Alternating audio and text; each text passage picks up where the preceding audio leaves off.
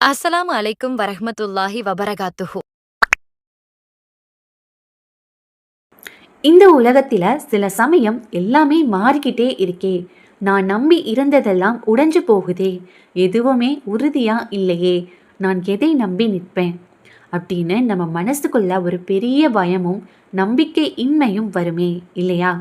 சில நேரம் நம்ம உறவுகள்ல விரிசல் வரும்போது, நம்ம வேலையில ஒரு நிச்சயமற்ற தன்மை வரும்போது, நாம நம்பின ஒரு விஷயம் திடீர்னு பொய்யாகும்போது, ஒரு நிலையற்ற உணர்வு நம்மள வாட்டும். எதுவுமே உறுதி இல்லையே, எனக்கு ஒரு ஆதரவு இல்லையே அப்படின்னு கூட தோணியிருக்கும். ஆமாம், வாழ்க்கையில சில சமயம் நம்மளை சுத்தி இருக்கிற எல்லாமே உறுதியற்றதா தெரியும். நம்மால எதையும் உறுதியா நம்ப முடியாம ஒரு பாதுகாப்பற்ற உணர்வு வரும். ஆனா அங்கதான் நம்ம எல்லாருக்கும் ஒரு பெரிய ஆறுதல் தரக்கூடிய, மனசுக்கு தைரியம் தரக்கூடிய, நம்மை விட பல மடங்கு உறுதியான ஒரு சக்தியை பற்றி கொள்ளக்கூடிய, ஒரு பெரும் நம்பிக்கையை தரக்கூடிய ஒரு விஷயம் இருக்கு. அதுதான் நம்மளை படைச்ச இறைவனோட அழகான பெயர்களில் ஒன்றான அல் மத்தீன்கிற பேரு. அல் மத்தீன் அப்படின்னா என்ன தெரியுமா? மிகவும் உறுதியானவன், நிலைத்திருப்பவன், வலுவானவன், எந்த பலவீனமும் இல்லாதவன்னு அர்த்தம். அதாவது அவனை எந்த சக்தியாலும் அசைக்க முடியாது. அவன் சொல்வது செய்வது எல்லாமே உறுதியானது.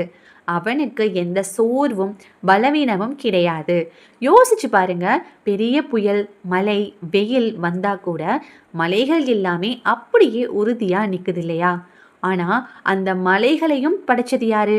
வானம், பூமி, நட்சத்திரங்கள் இதெல்லாம் எந்த சோர்வும் இல்லாம எப்படி உறுதியா இயங்கிட்டு இருக்கு? இதையெல்லாம் படைச்ச இறைவன் எவ்வளவு உறுதியானவனா இருக்கணும். அது போலத்தான் நம்ம வாழ்க்கையும். அல்மத்தீன்கிற இந்த பேரு நமக்கு என்ன சொல்லுது தெரியுமா? இந்த உலகத்துல நம்ம நம்புற அத்தனையுமே ஒரு நாள் உடைஞ்சு போகலாம். உறவுகள் மாறலாம், நட்புகள் விலகலாம், செல்வங்கள் அழியலாம். ஆனா இறைவன் மட்டும்தான் உண்மையான உறுதி. அவன் மட்டும்தான் நிலைத்திருப்பவன். அவனது வாக்குறுதிகள் உண்மையானவை. அவனது உதவி உறுதியானது. எதை நம்பி நிற்பேன், எதுவுமே உறுதி இல்லையே அப்படின்னு நீங்க நினைக்கிறப்போ, இறைவன் அல் மத்தீன், அவன் மட்டும்தான் உண்மையான உறுதி. அவனை பற்றி கொண்டால் ஒருபோதும் நம்பிக்கை இழக்க மாட்டேன் அப்படின்னு நம்புங்க.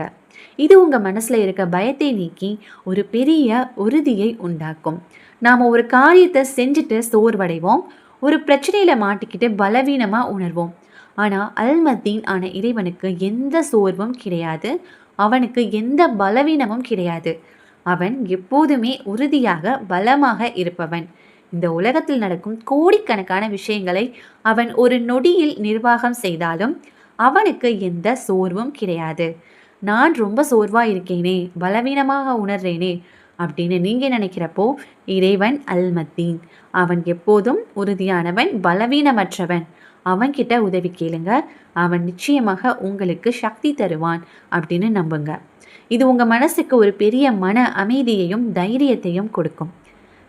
சில சமயம் நம்ம ஆதரவு இல்லாம தனியா நிற்கிற மாதிரி தோணும். நம்மளை யார் தாங்கி பிடிப்பாங்கன்னு தெரியாம தவிப்போம்.